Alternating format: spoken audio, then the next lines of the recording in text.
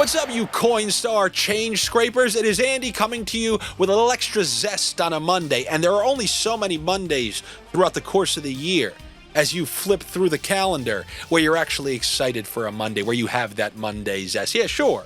There are a couple holidays sprinkled in, so you get your 3-day weekends where you can stay away from your cubicle and dream that you're a regular individual once again.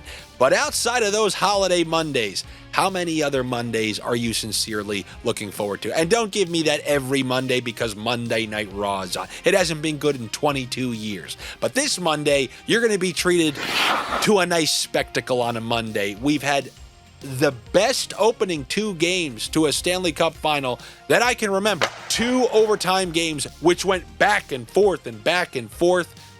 Edmonton wins one, the Rat wins the other, and we're really set up for an unbelievable series that seems destined to go 7. So if it goes 7, then you figure there's a lot of splits in there. Split 1-1, is it going to be split 2-2? I, like most people, think that's going to be the case. I think one of these teams wins one of these teams wins the other. So that means after 4, I'm not a brilliant mathematician, but that means that I believe this series will be tied at 2, which is a minus 110 bet. So that's what I'll start you with here on this Monday.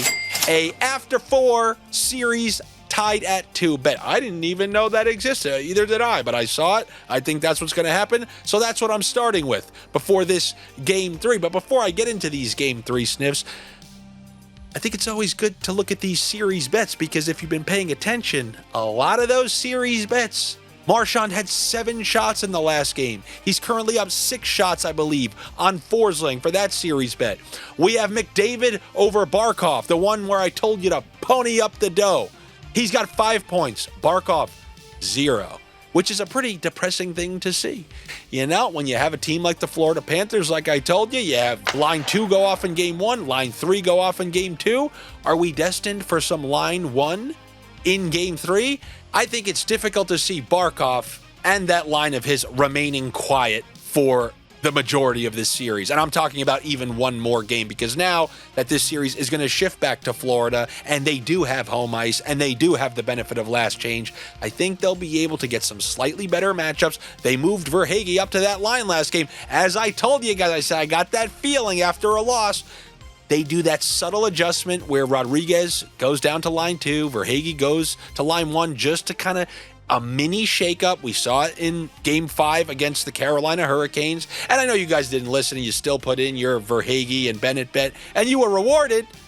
But those of you were also rewarded if you put in the correct Rodriguez and Bennett combo as well. But as far as that top line, I think they're due. I think they will be heard from in this game where they do have the benefit of last change, and also maybe some Stuart Skinner headlines after letting in that pretty soft goal to end the game, a trickler through his legs that Marchand barely got anything on, and now people are chatting about Skinner despite the fact that he's played totally fine through 2 games of the series. But you know that was a potential narrative. When I was talking about, all right, what are potential things that could go wrong? You have Skinner, who let up a bad goal to end that game. Is he going to carry that into this Game 3 on the road? If that's the case, give me some of these top line players who I think are due on Florida, starting with Barkov. And like I said, those series bets, they seem to be going well. One that we're trailing in by 1 point is the head-to-head Barkov versus Tkachuk.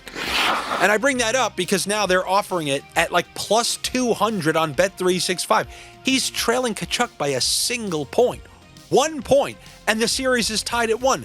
There's plenty of runway left. One game like tonight where the top line pops in 2 goals, now all of a sudden he has the lead. I believe if you're getting anything close to plus 200 on Barkov, I think that's severely mispriced. So I will retake Barkov once again. Then I saw something that I've actually never seen before. Head-to-head goalie saves. Sergei Bobrovsky is currently up 18 saves on Stuart Skinner. And they're listing him at minus 135. And when you think of a goalie who could potentially get pulled in any game of this series, who would be the first one that comes to mind? You'd probably think that was Skinner. So if he gets pulled in a game, you think about all those saves that potentially come off the board. You're starting with an 18 save lead. Minus 135?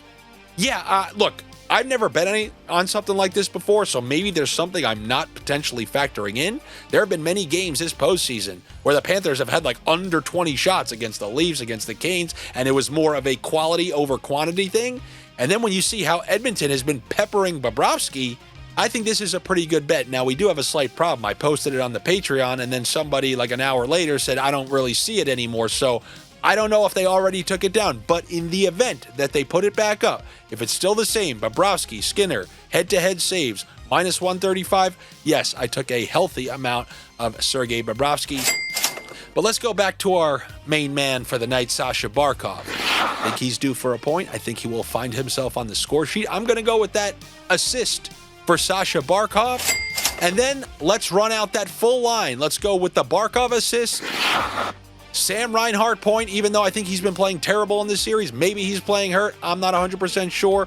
Reinhart and Carter Verhaeghe. Give me the whole line for a point in this Game 3. What sticks out in my head is that first goal that they scored in Game 1. That line coming down on a 3-on-2 rush. Reinhart to Barkov to Verhaeghe in the back of the net.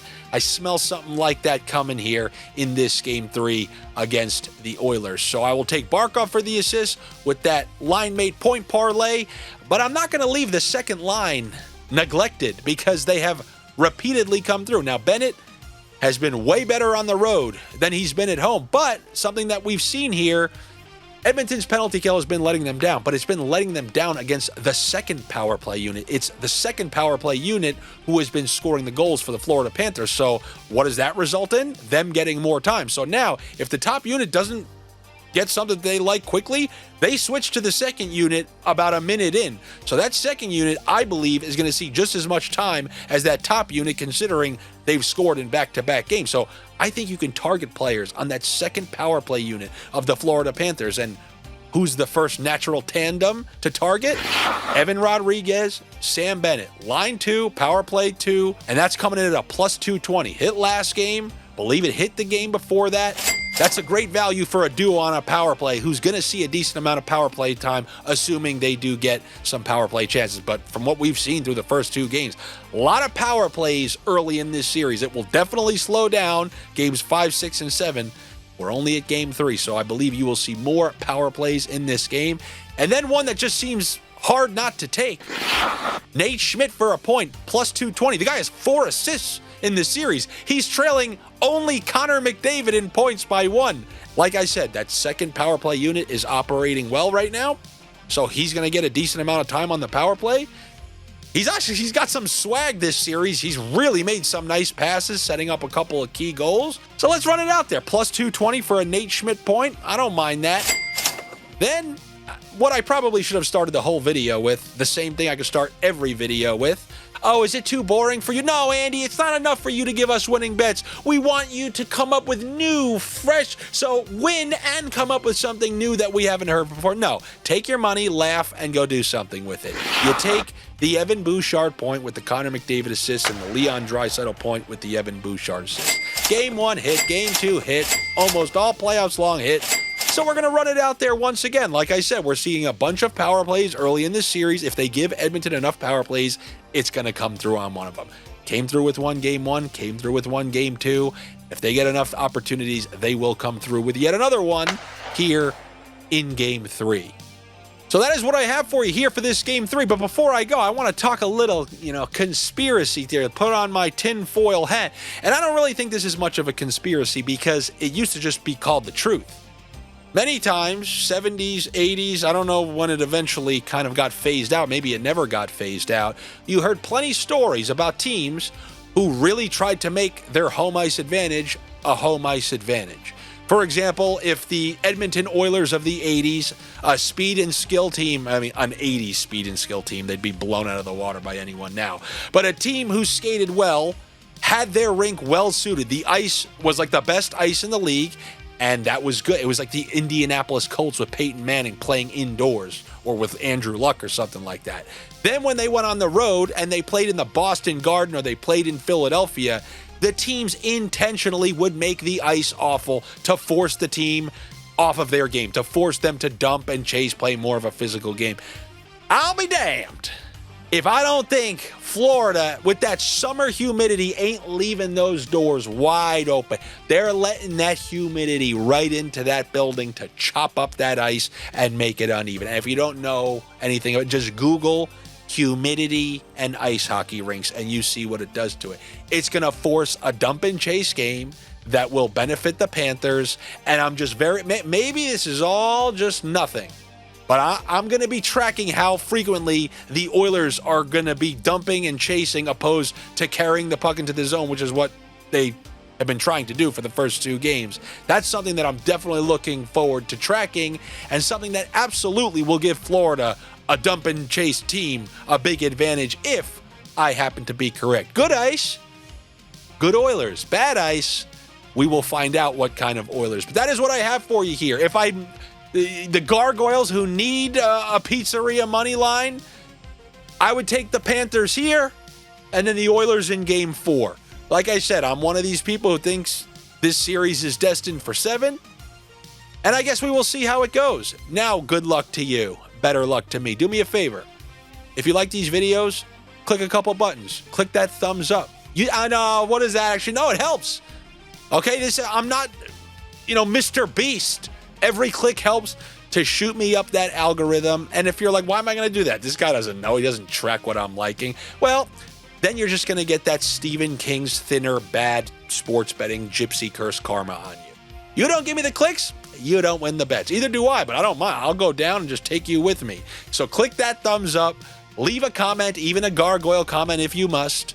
Even the gargoyle comments help. So do those things to get that good sports betting karma thrust upon yourself, but it won't even scratch the surface as if you join the Patreon and become a minority owner here, be a lone sponsor. But you get some stuff over there, like I keep reminding you guys. You get any sort of updates to these picks, I'll let you know. Oh, they put the Bobrovsky thing back. Oh, Verhaeghe's back up on the top line. It's going to be Bennett and Rodriguez instead. So you get any sort of updates that I put out there. You knew that's where you were getting the spreadsheets throughout the course of the season. That's where Josh puts his daily MLB picks. That's also where you can interact with the other sniffers in the chat rooms there. It's a pretty good time, good vibes. I hope to see you there. If not, I will see you, when is it? Wednesday for the next round. Game 4 NHL Sniffs. Let's hope this one is even remotely like those first 2. I'll see you on Wednesday.